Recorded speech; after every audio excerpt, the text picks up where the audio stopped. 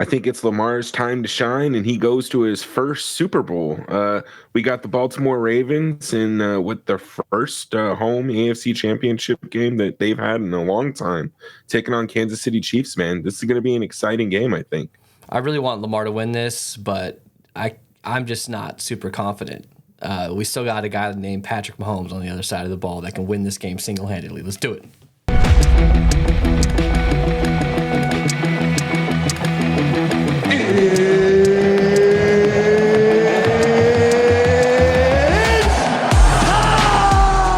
What is up, guys? Welcome to the Edge DFS. My name is Tyson Smith, joined by Ellie Hernandez. Ellie, we did the two-gamer show for Sunday.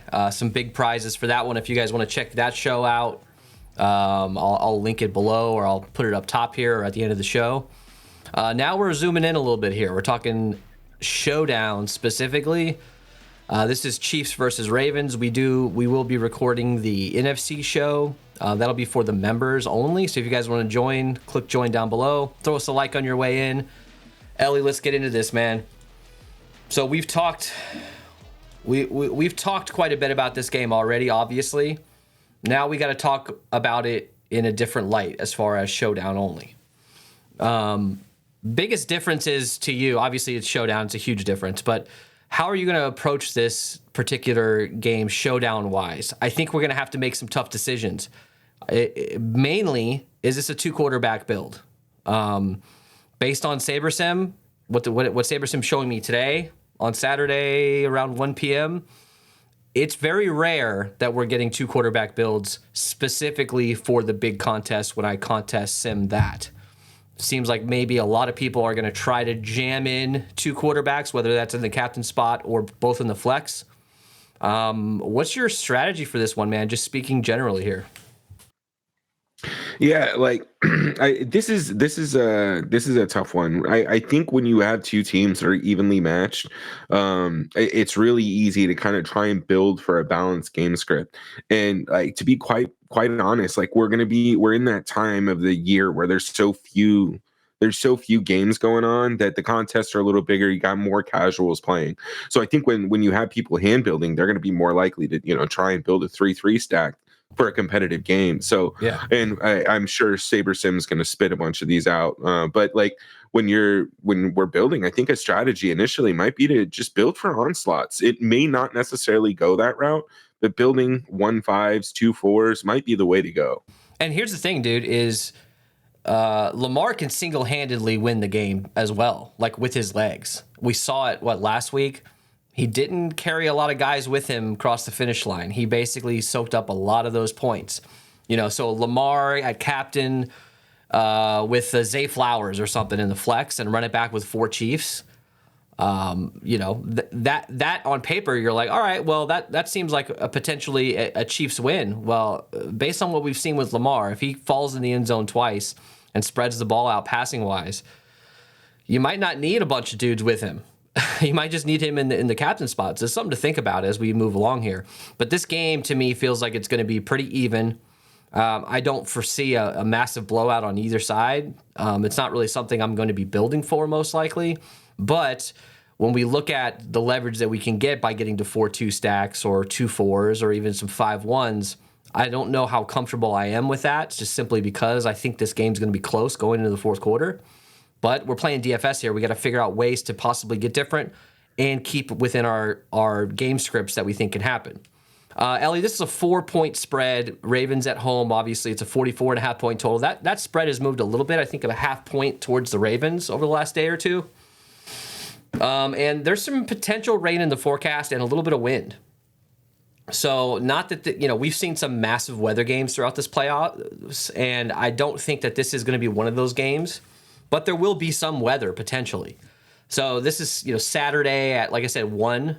We're about 24 hours away from this. As we get closer and closer, we're going to be able to try to figure out when this is going to happen. It looks like right around kickoff, there's probably around a 10% chance, maybe 15 to 10% chance of rain, and we're seeing winds potentially around 14 miles per hour. So what does that mean to you, man? It feels like both of these teams' defenses can give up yards to the run game, and we have two teams that like to run the ball.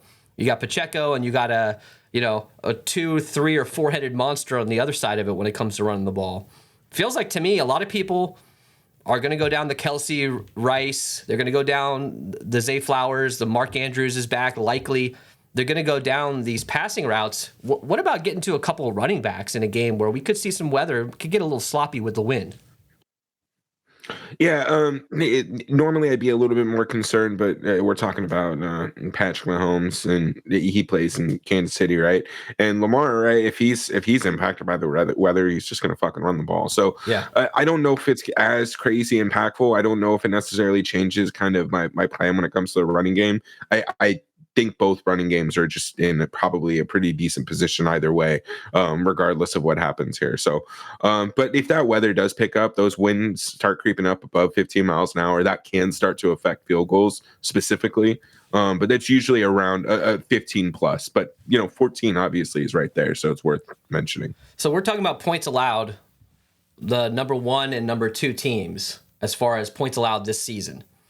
It's a 44.5 point total. At the end of the day, these are two pretty damn good offenses. Even though the Chiefs are kind of at their weakest right now that we've seen, it is still Patrick Mahomes, and this offense is still good. Let's just be honest. But dude, the Ravens, their defense is incredible, and we know their offense is also almost equally as incredible, even though they don't get as much of credit as some of these other teams because maybe they don't have that super flashy number 1 wide receiver. They don't have that go-to number 1 Pro Bowl running back. This team spreads it out a bit. Whoever's needed steps up. Dude, this feels like to me a Ravens win. I know we keep saying this. Every Chiefs playoff game, we keep saying, when's the magic gonna end for the Chiefs? I feel like this is finally it. And I feel like this defense is so damn good, man. Being able to shut down a rookie like Rashee Rice and an older Travis Kelce and have to rely on MVS and Justin Watson is probably not a good thing if you're the Chiefs. And you have to think the Ravens are going to come into this game focused on that. And we see here, on paper, you think, okay, Kyle Hamilton, one of the best safeties in the game, he can play everywhere. He's going to be able to shut down these little quick screen passes, most likely, if he's in position. And a guy like Travis Kelce, if he's, these linebackers are incredible, and you got Kyle Hamilton out there, man, are they just going to go all out and try to shut down Travis Kelce? His quote here is, Hamilton says he'll be a part of the plan in defending Travis Kelce, but it'll be a team effort. I'm not necessarily comfortable fading Travis Kelce, but you could see this is a game that maybe they try to go all out and shut him down and make somebody else beat him. Yeah, absolutely, man. I think that's something they can do. I think the one thing that they're going to have to, the one advantage that they have to kind of shutting down is that they, the Ravens have a top 10 pass rush, whereas, according to PFF, whereas some of these other teams that they played haven't necessarily. But there is one thing I do want to point out, right? We were talking about how great these defenses are, but the Bills are up there too. The Bills were the number 1 home defense by the end of the season, right? And that game last week still finished 27-24, right? Both the Chiefs and the Bills are in the top in scoring defense. So I think that's something we want to just keep in mind this week. These defenses are elite. But these quarterbacks are also elite, right? You had two quarterbacks that just went an entire game without turning the ball over, right? So those are things that really, really matter. But to your point, Kyle Hamilton, it is going to be an interesting matchup on Travis Kelce. But again, just looking at what we saw last week, it's still Patrick Mahomes, Travis Kelce. There's only so much you can do to stop these elite connections. And the Bills' defense, that they were playing above what they should be playing because they were so damn banged up. They didn't really have a terrible game per se, but this is not the Bills' defense. This is the Ravens, right. And they're at home. A little bit of weather kind of into this. I just feel like this is a situation where, I could see them shutting down the Chiefs to the point where maybe it's a 14 or 17 point output for the Chiefs. And I think the Ravens put up 27 plus points in this game. I know that the Chiefs defense is damn good too, but you got Lamar Jackson, man. It's a wild card. How can you shut down a guy who can move around the pocket, and scramble for 50 yards at the drop of a hat. McDuffie, Snead, these guys are great corners. Usually Snead is locking down, traveling with the number 1. And McDuffie is usually the slot guy. So I don't know who covers Zay Flowers in this game, but it's probably not a great matchup for him either way. We got Mark Andrews coming back, so maybe we'll see some Andrews and Likely on the field at the same time. Just having Mark Andrews back is even as a decoy potentially is huge. That maybe we could open up some yards after the catch for a guy like Likely. But look, the defense here, they're holding tight ends to 7th, the 7th lowest rating. Their pass rush, they're number 2 behind, guess who? The Ravens. The big deal here to me is, let's get into injuries right now. Let's just jump right into this. Yeah, just pain. It was pain everywhere. The big deal to me is Joe Thuney, the pec injury is listed out. Look, this offensive line has not really been like absolutely incredible by any means. Patrick Mahomes is good enough to move around in the pocket and avoid sacks, get rid of the ball quick. But this feels like a plus matchup for the pass rushers for Baltimore here. You got Sky Moore listed out, thank God. I think we just got that news yesterday. Kadarius Toney is going to be out. I think that came in earlier this morning before we recorded. And thank God, right? We don't have to worry about wasting lineups on these dudes, especially a guy like Kadarius Toney who, with Mecole Hardman having his fumble issues and just, not necessarily looking the best, having a guy like Kadarius Toney be there, you worry that, okay, is he going to get more snaps? Is he going to get more run? I'm glad I don't have to make that decision this week, for sure. What jumps out to you here for KC? It seems like, generally speaking, relatively healthy. Pacheco is technically questionable. He's a DNP on Wednesday, Thursday, but he was limited Friday. I haven't seen any reports saying, game time decision or anything for Pacheco. I don't think we have to worry about Pacheco here. But Joe Thuney being out, I think it's kind of a big deal, man. What are your thoughts on any of these injuries here for KC?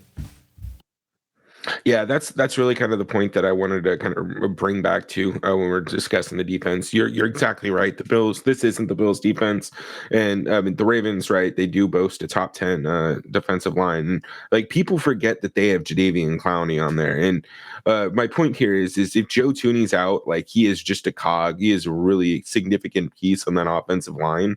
I know you still have Patrick Mahomes and Travis Kelce. This is the one area where I think the game could muck up a bit and get a bit sloppy. So, like, that news, him being out, kind of changed my perspective on this game. I do think that makes it more likely the Ravens win, because it's just, I don't know, man. I don't know how they're going to be able to take care of that line up front if one of their best guys is out.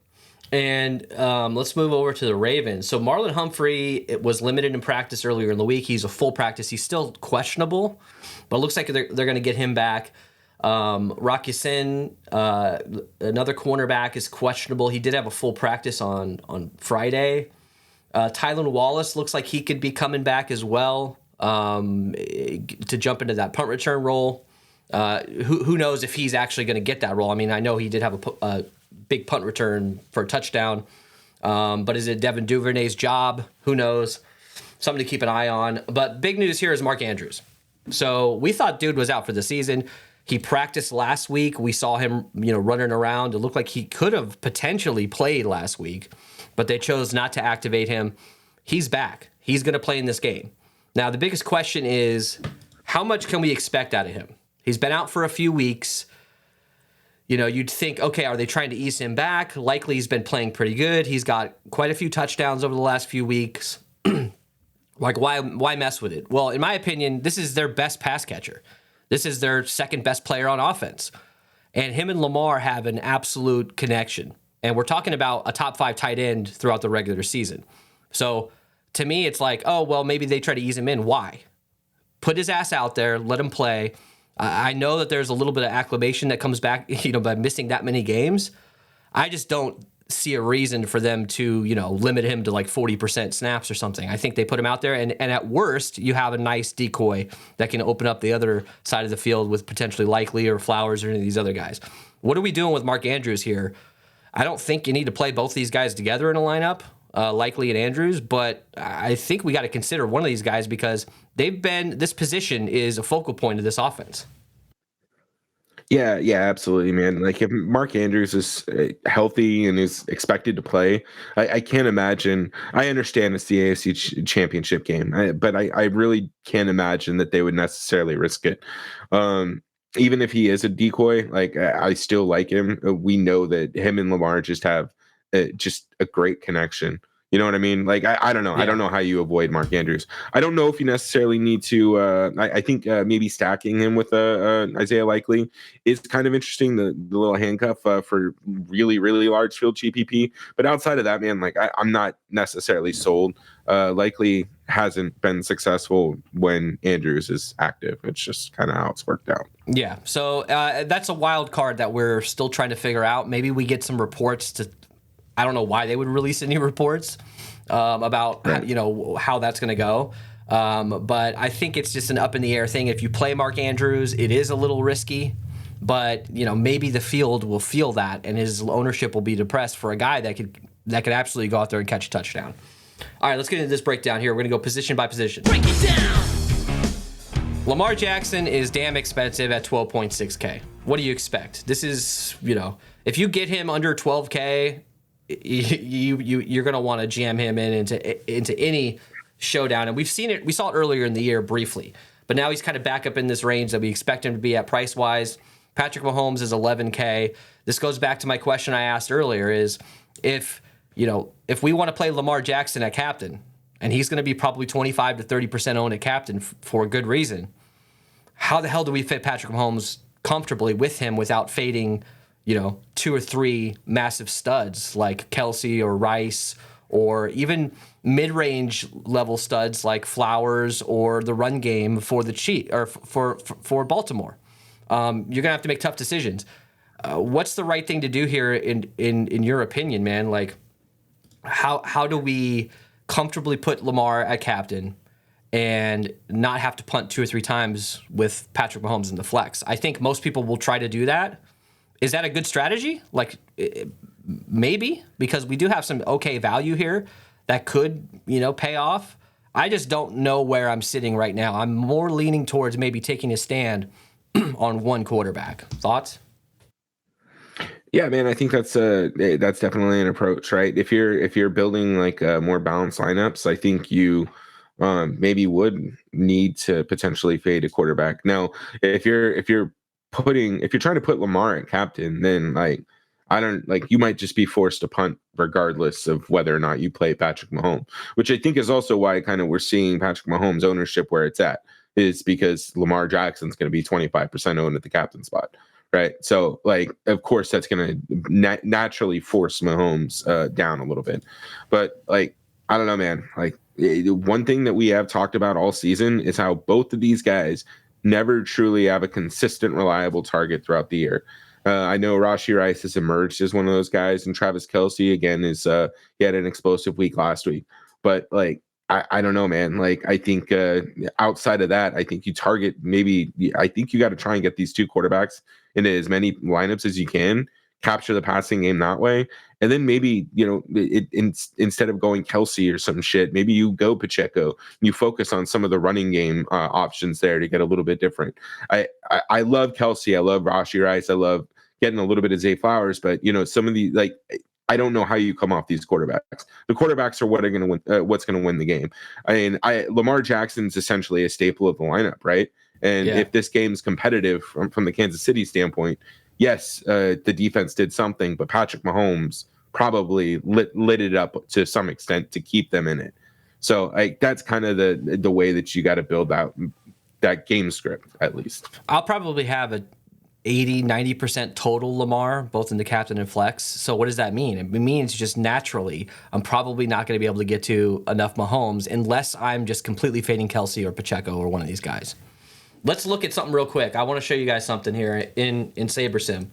So I just want to show you guys this because SaberSim, when you contest sim, and I'm doing the big contest for this, when you contest sim, it's going to give you the highest upside lineups with the highest ROI. It's going to try to predict what the rest of the field is going to do, and it does a pretty damn good job in doing that. Now, is this some sort of magic bullet that you have to follow blindly? Absolutely not. But I want to talk about this because it gives us at least a baseline to make a decision about what we're going to do with 2 quarterback lineups. If you look at lineups where Lamar is in the captain, and look, I got to go all the way down here. Patrick Mahomes in the flex. Out of 150 lineups, I got 2 lineups out of 150 based off of when I'm sorted contest sim wise. When you're talking about in the flex, both quarterbacks together, let's look at that. Patrick Mahomes and Lamar together, 20 out of 150. So that's a little bit more doable. But the highest leverage lineups right now when it comes to ROI, that seems to be where this particular tool is showing us to go. So let's move on to running backs here. Let me move back over here. Running backs. Let's start with the Chiefs. So Pacheco is 9,400.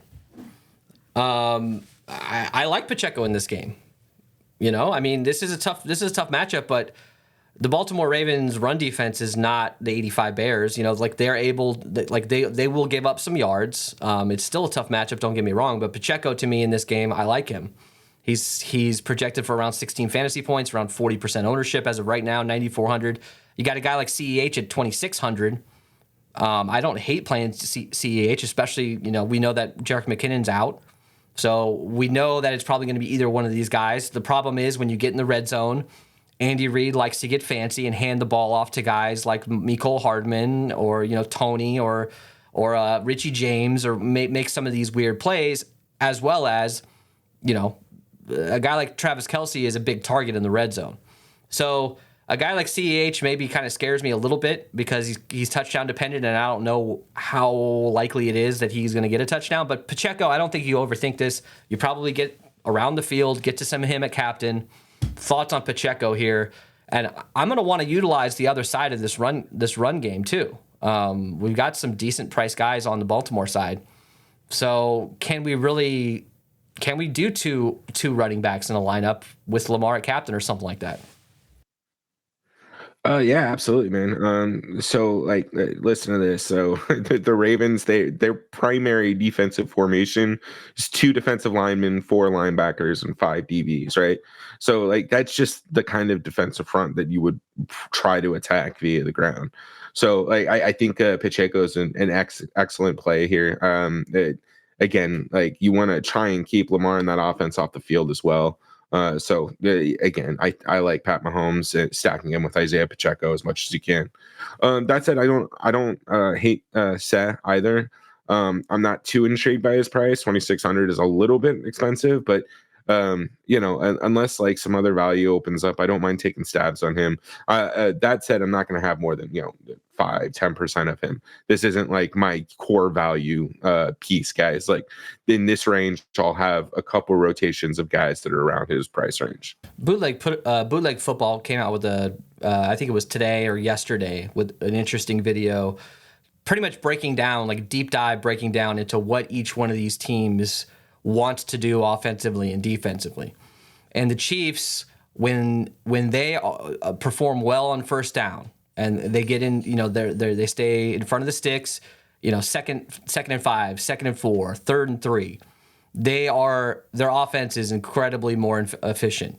Getting a guy like Pacheco working, getting you know, 4 or 5 yards on first down, if they can pull it off, I think it's a huge upside for them if they can actually get that going. Easier said than done, though.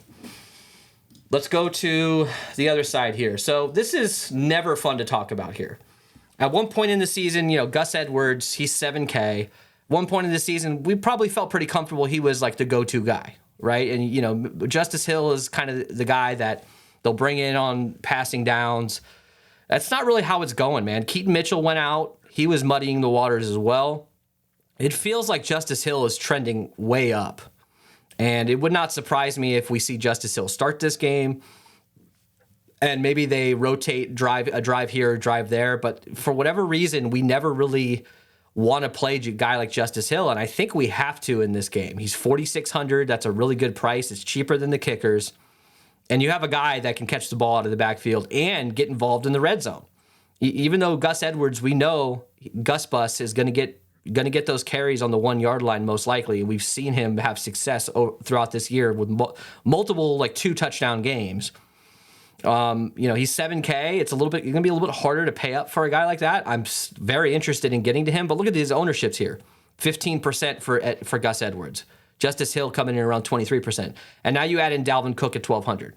Now look, Dalvin Cook, if you just looked at the box scores from last week, you say, oh, he had a pretty damn good game. You saw some highlights of him running the ball. They got the longest run by a running back by him, but that was in the fourth quarter when the game was out of hand.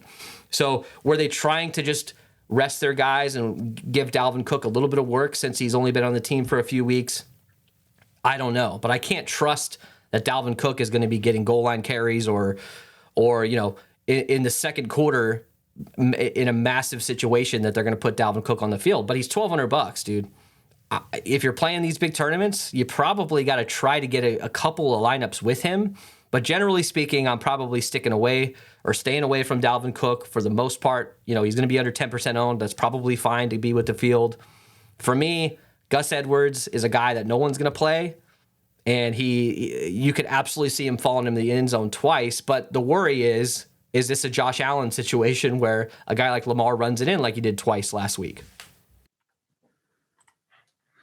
Yeah, man. I don't know. I think the easiest thing to do here is probably just get to Justice Hill. I think that he's probably the most valuable guy when we're looking at it from a PPR perspective. We know that he's pretty much the primary pass game guy at this point. Gus Edwards, he's a great guy that can vulture some touchdowns. And at his price and his ownership, I really think that he's probably makes for a better captain option than maybe a flex play, right? Yeah. There's some studs on the slate that we want to get to, and 7K is just kind of a weird price. But at 7K captain, if he ends up with 50 yards and 2 vulture touchdowns, that might be enough to be able to get both quarterbacks, Travis Kelce, and maybe you only have to punt once still. So, look, I think these guys are. I think you got to rotate one of these backs in either way. Dalvin Cook at 1,200. Again, this goes back to the same. I'm not comfortable playing Clyde Edwards-Helaire. Not going to be comfortable playing Dalvin Cook. The dude's dust. But again, house one carry, and all of a sudden at 1,200, you're an optimal play. So in these larger field GPPs, these guys aren't going to be more than 5 to 10% owned. You're probably not going to make a shitload of money anyways, and you need to be right. So if you're trying to solo one of those contests, maybe you get a little bit of Dalvin Cook exposure. Yeah, if you're trying to not don't dupe me, bro. Getting to Gus Edwards a captain, or jamming Gus Edwards in the flex at 15%, could be a decent option. All right, let's move on to wide receivers here. Let's stick with Ravens. Zay Flowers, 8,400. Odell, 54. Nelson Aguilar, 5K. Rashad Bateman, 3,200. So look, Zay Flowers at that 84 price tag. I like getting to him at captain. I like getting to him in the flex. It's a tough matchup. If Snead is on him, Snead gave up his first touchdown of the year last week or something like that. If McDuffie's on him, he's one of the higher rated slot corners in the league. Yeah, it's a tougher matchup, no doubt about it. But Zay Flowers is one of these dynamic guys that they put in motion. They find ways to get him open, and with a guy like Mark Andrews back, maybe it opens up a little bit more room for Zay, even deep down the field.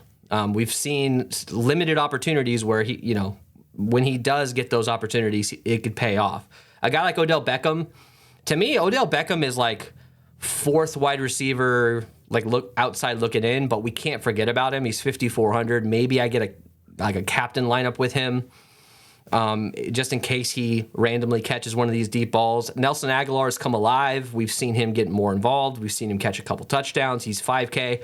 But a guy like Rashad Bateman at 3,200, I think on paper, dude, Rashad Bateman is the number 2 wide receiver on this team at this point in the year. Coming into the year, he was the players on the team, Lamar, guys like that, we're talking about Rashad being their number 1.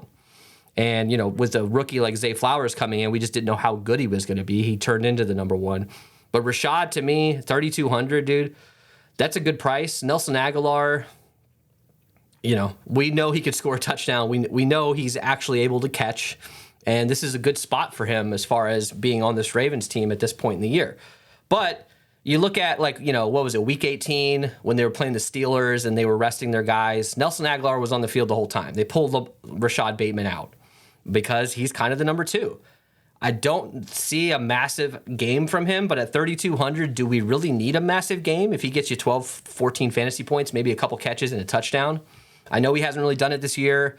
Why think it's going to happen now against a tough defense? But, dude, he's 3,200. We're going to need some value. So what are we doing for wide receivers here, man? Zay Flowers has got to be a priority. If he's under 20% owned, that's insane.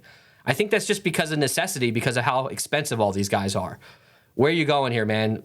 All these dudes are going to be low owned. A guy like Rashad Bateman might be the highest owned. Maybe it isn't a sneaky pick. Yeah, I mean, I think the first thing is these guys are pretty low owned, and I think that comes down to a lot of what we were talking about with the quarterbacks. Is we just don't know on a week to week basis who's going to be the guy that's the most reliable. I mean, Zay Flowers has obviously been the number 1 over there in Baltimore, but again, it's still been a bit spotty and inconsistent. That said, right, I still don't think he should be under 20% ownership. That has to do a lot to do with just the way that things are priced on this slate. So I think you need to get some exposure to him in captain. I'll probably be above the field at that number, just mainly because it'll be easy to do so. And Zay Flowers is very explosive, right? I think he should probably be closer to 25 to 30%. You don't need to get crazy with it, especially if he's projected to be under 20%. And quite frankly, I think you may want a little bit of Odell Beckham Jr. too, right? I think I prefer him over the 5K Nelson Aguilar on today's slate specifically, and mostly because this is what he was brought on the team for, right? He was supposed to be a part of a deep playoff run. You're at the AFC Championship game and potentially the last game of your season, right? We saw what he did in the Super Bowl before he fucked up his knee again or whatever it was, right? He was on pace to potentially a Super Bowl MVP. So we know what he can do in the playoffs. I know he's a dust of his former self, but if there's a time for old Odell to show up, I do think that it's at less than 10%. Again, we really think that he's going to score the same amount as Clyde Edwards-Helaire on a week-to-week basis? I don't think so. So I'll have just as much similar amounts sprinkled in. Not interested in Nelson Aguilar at that price. I don't want to be too crazy about it, but it's just a weird price for him. Bateman at 3,200. Yeah, I think he's a fine value play. Yeah, I mean, Aguilar was fun to play when he was like 2K or less. I don't know if I'm going to be sitting here at 5K getting to 40% Aguilar like I was when he was 2,400. Let's go to the other side here. So we got some help with injury news, thankfully. No Kadarius Toney, no Sky Moore, thankfully. Rashee Rice, 8,600 is another guy that we want to prioritize. You see all the ownership going to Rashee Rice over a guy like Zay Flowers, and probably justified. He's clearly the number 1 guy on this team. As far as, him and Kelsey are kind of right there. But do I see both of these guys, Kelsey and Rashee, having a massive game against this Baltimore defense? I probably don't. This is maybe a situation where we got to choose one or the other. I'd rather get to Pacheco or Mahomes than getting to Rashee and Kelsey together. Is that weird? Let's talk about that right now, because we're going to have to figure out what we're getting. Because if Rashee Rice is 50% owned, if we're going to be with the field, we're going to be fading guys like Zay Flowers. We're going to be fading guys in that range that we just can't afford. So what's the strategy here? Are you okay with getting to some like Rashee and Kelsey together? Probably only so if we're doing like 4-man or 5-man Chief stacks, right? Yeah, I mean, I don't even know if you really need to do that. I still don't think the passing volume is going to be that high or that concentrated, so that both of those guys necessarily go off, and that you can pay for both those guys in a lineup where they both go off, if that makes sense, right? I think you kind of just got to make a decision, Rashee or Kelsey, just to kind of simplify the rest of your lineups. But listen, man, 51%, 50% Rashee, I think even 40% is probably a little bit high. I think we need to be closer to that 30-35% mark for some of these guys, right? I understand it's going to be difficult, but maybe this is just these projections are just. Listen, if you have 25% Lamar captain, like this really is kind of what you're going to be forced to do. If you play Rashee Rice, you're not going to have anybody else in your lineup. So like, I don't know, man. Like I still think you can kind of get different other ways, and you can capture all the offense with Patrick Mahomes. And here's the other thing: is if the game breaks down at all, like. I still think that Patrick Mahomes is going to throw the ball to Travis Kelce, right? That's where the comfortability lies. So I guess long story short, I'm not as high as 50% on Rashee. I think I'll be closer to 25-30%. It doesn't feel like a plus matchup for any of these guys. Rashee's a big yards after catch kind of guy. The Ravens do run a lot of zone. Does that benefit him? Probably. But I rather default to a guy like Kelce. Just based on what you said. But I don't think we can forget about Rashee Rice. I'm not going out of my way to fade him by any means, but I might be under the field based on that 50% ownership. MVS 4,400 had the best game of the year last week. He had a spike week for 8 fantasy points or 9 fantasy points, something ridiculous like that. I don't think you can go back to the well. He's priced up at 4,400. Justin Watson 2,400. We know all about him. Mecole Hardman at 800. Do they trust him in a game, in an AFC Championship game, to go to the Super Bowl when he fumbled twice last week? I don't know. I doubt it. But he's $800, so he'll probably sneak into a couple of our lineups, which I'm okay with. But I'm not taking massive stands on any of these guys. Justin Watson's probably the one guy with a gun to my head that I'd be okay with because he's 2,400. But you got Richie James at 200. So, hey, it's worth talking about here. Sky Moore and Tony are out. I know that's been kind of the jam. But Mecole Hardman is not in good graces right now. Do they get Richie James involved a little bit more instead of Mecole Hardman? I don't know. Flip a coin. I have no idea. But he's $200. So it'd be worth getting into a lineup or two if we need a guy at that price. But I'm not going out of my way. Thoughts on any of these other guys? There's probably not a lot to talk about here. I don't like any of them. And I think there's other value on this slate that I'd rather get to. I just kind of have the same opinion here. I don't think you probably need any more than 10% of any of these guys. Justin Watson's fine. I don't think you need 15 to 20% of them. I still think these are guys you just sprinkle in, right? If I'm going in with 40% Mecole Hardman or any one of these dudes, I'm really skeptical about how I ended up building. Yeah, I think if you're using a traditional optimizer or you're using SaberSim or whatever you're using, there's a chance that these guys might get jammed in, like specifically a guy like Hardman, especially now that we have news that Tony and Sky Moore are officially out. Maybe Hardman's projection goes up to, maybe 3 points here or something. Maybe the calculator spits out a bunch of Hardman lineups because you could fit in both quarterbacks and like a Tony or not a Tony, but a Rashee Rice or a Kelce situation. I just think you cap them and you spread yourself out because who knows who's going to actually get the run. All right, let's go to tight ends here. Not a whole lot to talk about. Kelce, 9,800. Noah Gray, 1,800. Blake Bell, 200. We had some discussion in the Discord for the two-gamer. Like guys like Noah Gray at his price were kind of fitting in because there just wasn't a lot of value. And you're still talking about Patrick Mahomes. Anybody that Patrick Mahomes is throwing the ball to has a chance to score a touchdown. I get that. For Showdown, I think it's a little bit more relevant. 1,800 for Noah Gray, Blake Bell 200 is probably not getting. I'm probably not getting down to that level. I'd probably rather play Richie James. But look, Travis Kelce's 9,800. Any interest in Noah Gray? Around that 10% mark. This probably falls into the same exact conversation we just had about the wide receivers, right? Yeah, yeah, exactly. He's one of the guys that I'm going to be rotating in. Noah Gray. Obviously, I'm playing Travis Kelce. I won't have any Blake Bell. But look, at large field GPPs, I think you can have him as part of your player pool. Don't need to be above 10%. Probably don't need to be above 5%, to be honest. So thoughts on Kelce here, man? What's your exposure going to be? Like, on paper, it's not a good matchup. We know that, and you could fade Kelce if you were ballsy. But it's a playoff time, dude. We're talking about the second most prolific pass catcher in the history of the playoffs behind fucking Jerry Rice. I know he's getting older. I get it. I get it's a tough matchup. I just don't care. Like, I'm going to play Travis Kelce. Well, here's the thing, right? Joe Tooney being out, I think stuff like that is when an offense can kind of break down into doing what they're just comfortable doing. And Travis Kelce and Patrick Mahomes have played enough playoff games together that we're talking about more than a full season of NFL football, right? So if things start to break down, their connection is not going to be matched compared to Rashee Rice or fucking MBS. Like, they haven't made MBS work at all. Mecole Hardman is on his second iteration of the team. There's a reason why Travis Kelce is the guy, right? He may have been washed during the season, but we saw last week, maybe rumors of his demise were a bit exaggerated, right? He's fucking Travis Kelce, man. Like, I don't know what to tell you.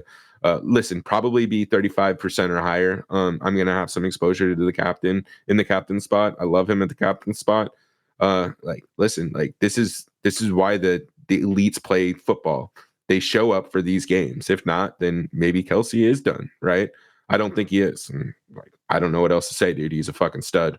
I think I'll probably flip the Kelce, my exposure to Kelce, and the Rashee Rice exposure. I'll probably be around the 50% with Kelce, and in the flex, and maybe 5 to 10% in the captain, and a little bit, and flip the ownership there with Rashee.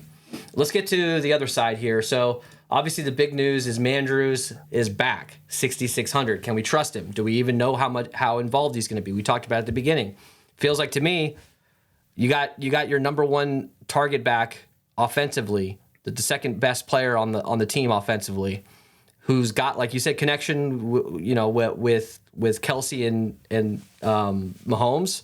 There's a connection between these two guys here in Lamar Jackson and Mark Andrews. He's $6,600. I think you can probably get a captain spot or two of him.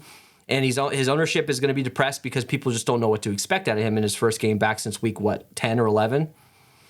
He's 6,600. Isaiah Likely's 6,400. I don't think you get to these guys together in a lineup, even on a showdown slate. I don't know if that's necessary. Maybe a little bit. Maybe you could try. But we're seeing projections come in favoring Mark Andrews here. Do we see Mark Andrews and Likely on the field together, considering that these pass catchers, wide receiver-wise, just aren't super impressive depth-wise? Maybe we do. I don't know what to expect here. This is honestly like a big question mark what to expect. But if we go historically back and we look at when Mark Andrews is healthy, Isaiah Likely just doesn't get involved that much. So if you're going down that route, maybe you think about fading Isaiah Likely, 6,400. I don't know, man. I think you got to kind of spread yourself out because there's a situation where maybe Mark Andrews is limited and or slightly being used as a decoy, and Likely is getting more opportunity than he would with a healthy Mark Andrews. What are we doing here, dude? Mark Andrews at 6,600 is kind of appealing. Yeah, look, I mean, he's projected for around 20% ownership, which isn't anything all that crazy. That I think you can, if you think that he's a decoy, you're doing, a 20 max, and 20% of your lineups is what, four lineups with Mark Andrews. So, like, I think you can comfortably play him, and if he gets a 0, you're not dead in the water, right? So. I like Mark Andrews at captain. I like him in the flex spot. To your point, this is a tight end game. This is the comfortability that these guys have. This is the connection that they have. Everybody else on the problems have been the wide receivers. They can never take any stress off of the quarterback and the tight end in the passing game. So I like Mark Andrews, man. And if he's going to come in under-owned, that just makes me more inclined to play him, just because we know what his upside it can be. 6,600 captain. He ends up with 50 yards and 2 touchdowns, 50 yards and 1 touchdown on 3 receptions. Like, that's going to be pretty significant at captain on a day where you want to play Lamar and Pat. Yeah, absolutely. All right, let's get to kickers and defense here. With the wind, with the rain, maybe the defense gets a little bit of a boost here, and especially considering the Ravens defense, we know what they could do sack-wise. It's going to be hard to get to Patrick Mahomes, but with the injuries on the offensive line for the Chiefs, you probably can consider getting to some Ravens at 4,200. Chiefs 3,600. I'm okay with getting to both. I know that the wind may be a little bit heavy here, but you're talking about 2 pretty good kickers with playoff experience. Justin Tucker is probably the best kicker we've ever seen, and he's 5,200. So thoughts here. This feels like an okay, like, if we need mid-level, like a second to last spot on the roster and then punt sort of situation when you have Lamar at captain, feels like Justin Tucker or Harrison Butker is probably an okay pick. Like, I'm not going to go out of my way to not play kickers. Although we do need to wait if we start to see those wins massively increase into the 2025 range. Maybe I rethink that, but at 12 to 14 mile per hour winds, I'm not really worried about it. Thoughts? Yeah, and additionally on the kickers, like Justin Tucker is obviously the best in NFL history, and Butker's not a historically bad kicker either. So where like if this was like fucking Bears Vikings, I may be a little bit more concerned, but I think both these guys are pretty solid despite the weather. Obviously, if we start seeing 20-25 plus, then we might want to watch some pregame warmups. Outside of that, man, Ravens Chiefs, both defenses are in play for me. I don't think you need both in the same lineup. Same with the kickers, but I do think you want them in your player pool. Joe Tooney being out, the Ravens could be have opportunity for several sacks, and then Nicole Hardman fumbled twice or whatever it was. So like there's a path for the defenses to get there. And look, both of these teams, these head coaches can be aggressive when needed, but in a game that we all pretty much think is going to come, within a touchdown, potentially. It feels like these coaches are going to take the points when they can. So if they're at the 34-yard line and it's 4th and 3, maybe they kick the field goal, take the points instead of going for it. All right, let's get into go ahead. A quick point on the Chiefs defense too. Just don't forget that one of the biggest problems the Baltimore Ravens have is drop passes, tip passes. That shit ends up in turnovers. So like there's a path for Chiefs 3,600 too. All right, so let's get into our Crown Their Ass segment, our favorite captain for tournaments on DraftKings. Now, if you want to crown them, then crown their ass. So, Ellie, talk to me. You're going Kelsey. I'm going Lamar. Why Kelsey? Yeah, man. Look, I don't think that he's going to be more than 10% owned at the captain spot. So I think that's a comfortable number, 10, 15%. I think you can get different with them. And I still think you can probably get both quarterbacks and not have to necessarily be too uncomfortable with some of your value options. And it's Travis fucking Kelsey, man. He's a stud, dude. It's his time. So, look, Lamar is going to be probably upwards of 30% on the captain spot. I get that. He's the most expensive player on the slate. It's going to be harder to build. We're going to have to get really unique when we're building with Lamar. We're going to have to do weird things like play 2 tight ends or play multiple running backs. Maybe only pair Lamar with Justice Hill or something like that, run it back with 4 Chiefs. We're going to have to get creative for tournaments. I just think he's the one guy. I think the Ravens are going to win. And how do the Ravens win? Well, Lamar gets involved in multiple facets, both passing and running the ball. And he's a guy that you could have him naked almost at captain and still get a bulk of this team's points. All right, let's move on to our fades here. We couldn't do diddly poo. So, Ellie, you're going to fade Aguilar at 5K in that price range. It's going to be hard to get to that guy, and I'd probably rather just go with the kicker in that price range, so I get it. And when he's priced down, he's a lot more of a sexier pick when no one is expecting him to play well. Now that he's trending up and he's got a couple touchdowns under his belt, it feels like maybe this is an opportunity to sell high. Is that your reasoning behind this?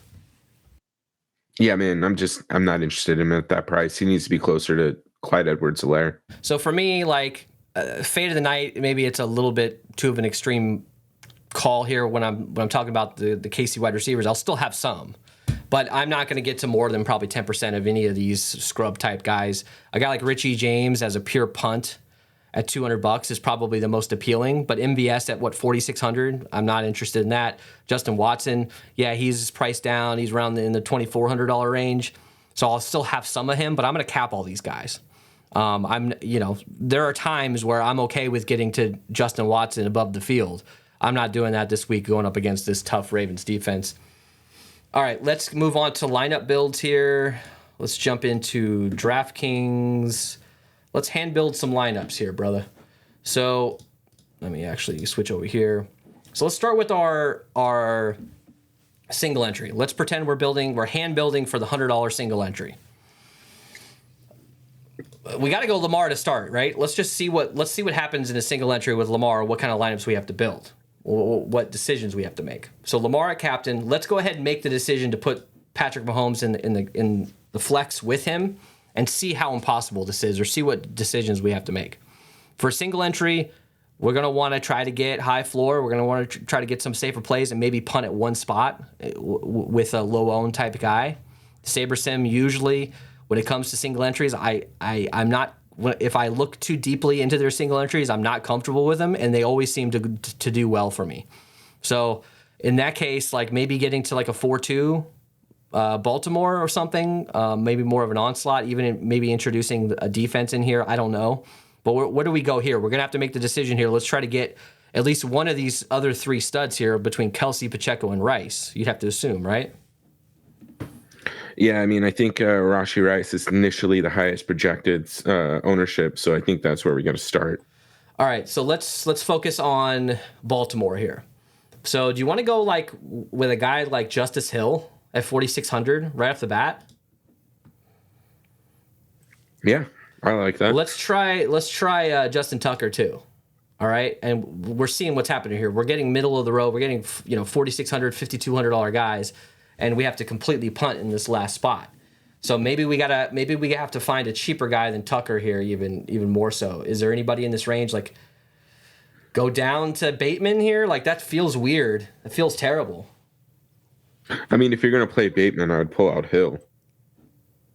Yeah, but then leave Tucker in. We're kind of still. Yeah, I guess that's true. We do save a little bit of money. Let's see what that does for us. 3,100. CEH, Justin Watson, Noah Gray. It's one of these situations where when you're hand building a single entry for this, it's not going to be fun, especially when you're going Lamar and Patty.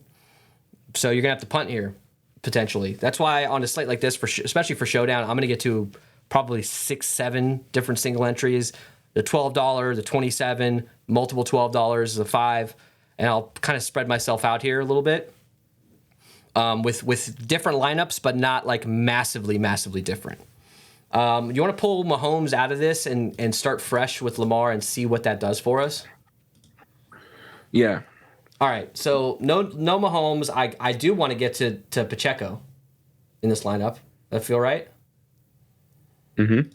All right. Where do we go here? Where do we go now, though? You want to get to Kelsey or Rice? Let's start with Kelsey. We'll probably end up on Rice, though.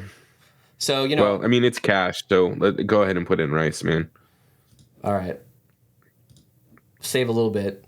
I want to get to Gus Edwards. I want to get to Flowers. I want to get to some of these guys, but we've got 4,300 apiece for 3 spots. Maybe let's try to get Zay Flowers in here. It's just not going to work. It's just not going to work. Even if you go down to Justice Hill here, now you're looking at you can't even fill the roster. So no Zay Flowers. Do you want to go down to like Mandrews or Likely? Do you want to go down to Justin Tucker and get Justice Hill again? Yeah, maybe Justin Tucker.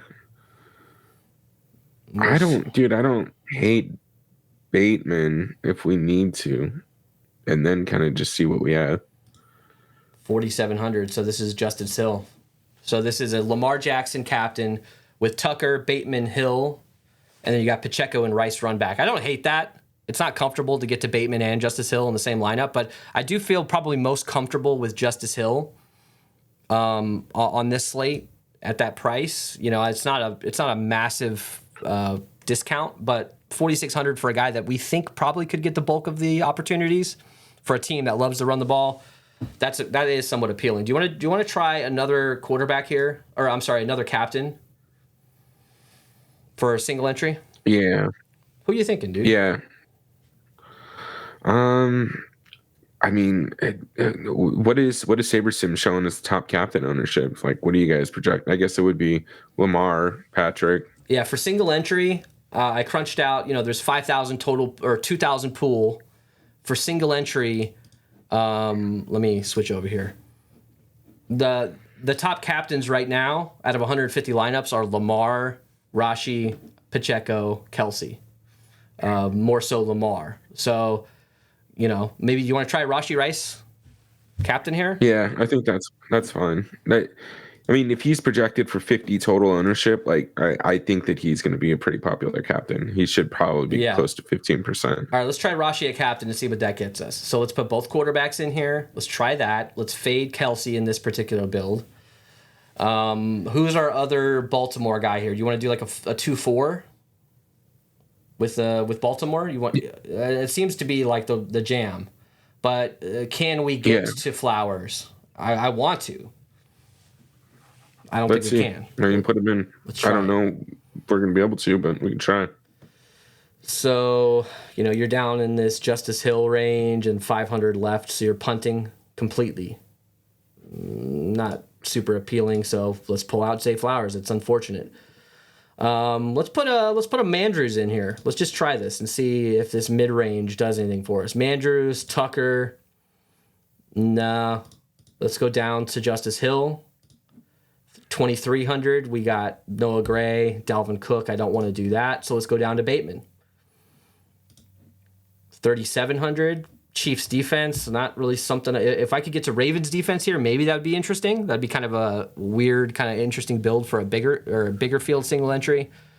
But even with a guy like Rice, we're still having trouble building with Patrick Mahomes and Lamar Jackson in the flex. Let's pull Mahomes out and see what happens. Let's see if we can get to some better builds here. So you want to go Rashi and Pacheco? Yeah. Oops, my bad. Rashi, Pacheco. All right, now let's try to get to some Zay Flowers here. Let's see if that'll work for us. Let's get to Zay. Do you want to go kicker? You want to kind of go in the same range, kicker, Bateman / Justice Hill, and see what happens?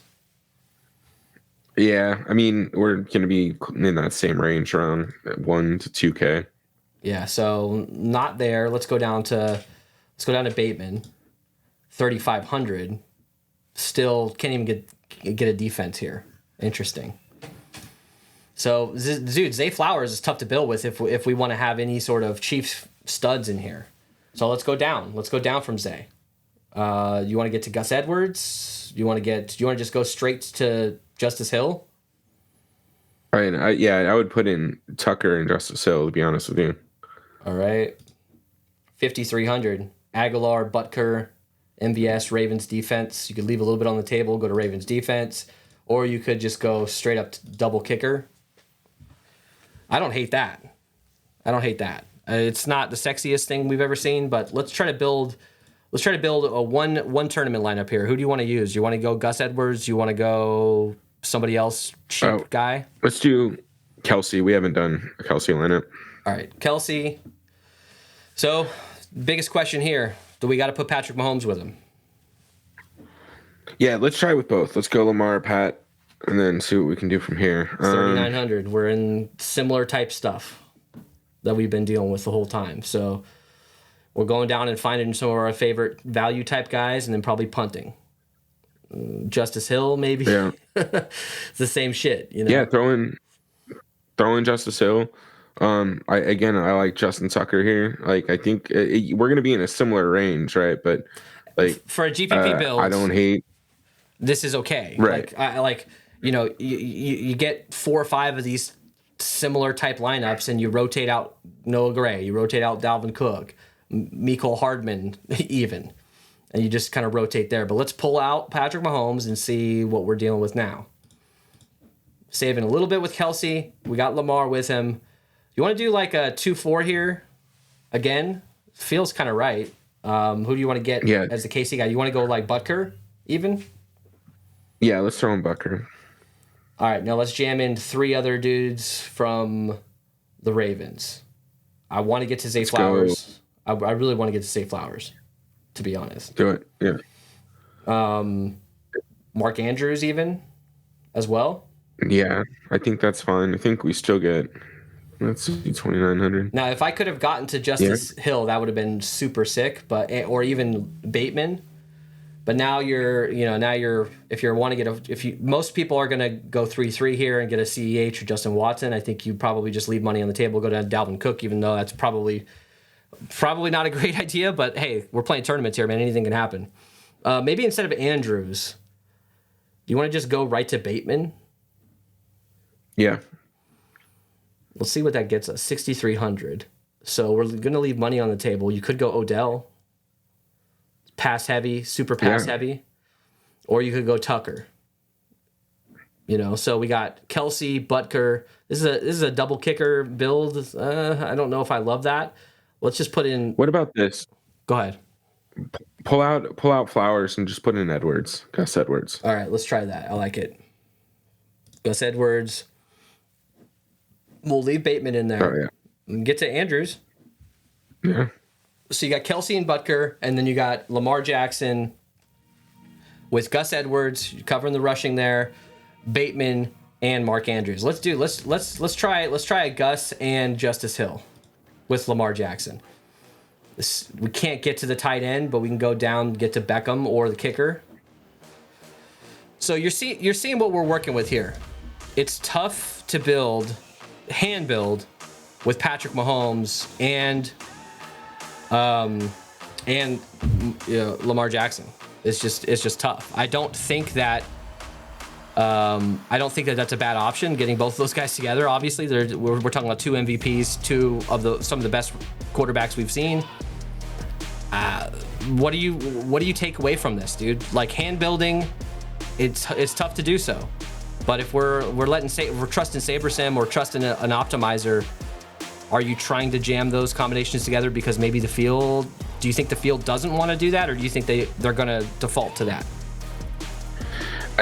I think the field is going to default to that as much as they can, just because they're hand building, right? You're going to play the 2 most popular names on the slate. Right? If there's any Swifties gambling, right, you know that they're going to be playing certain names too. So like that's stuff you can account for on slates like this. All that said, man, like I still think it's not worth overthinking that much. If you can comfortably get to lineups where you have both Pat and Lamar, you do it. That's just assuming you're not sacrificing too much in the periphery just to get there. And I don't want all my Pat Lamar lineups to be the same as the field, right? Yeah. So like I want to be different and not just have the same builds that everybody has, stacking those two. Yeah, maybe if I'm building double quarterback lineups, maybe I cap the salary in the optimizer. Maybe I try to limit the amount of dupes I would get in those type of builds, or focus on getting to more Richie James or like complete punts, as opposed to more balanced lineups if you're doing those 2 quarterback builds. Ellie, what's your final score prediction here, and who's your dirtbag of the day, a low-owned guy you think can score? I think this one's going to be 27-21 Baltimore. Dirtbag of the day, I mean, I actually think it's going to be Clyde Edwards-Helaire. I'm going 31-17 Ravens, and give me Justice Hill, dude. He's going to be under 10% owned, I think. I mean, I know he's coming in projected around 20% maybe around right now, but I think he'll be lower owned than we think. All right, we'll see you guys later. We will see you for members. We'll see members for the NFC Showdown Show. If you guys haven't checked out that 2-gamer breakdown we did, I'll throw that up on the end screen right now. We'll see you guys later.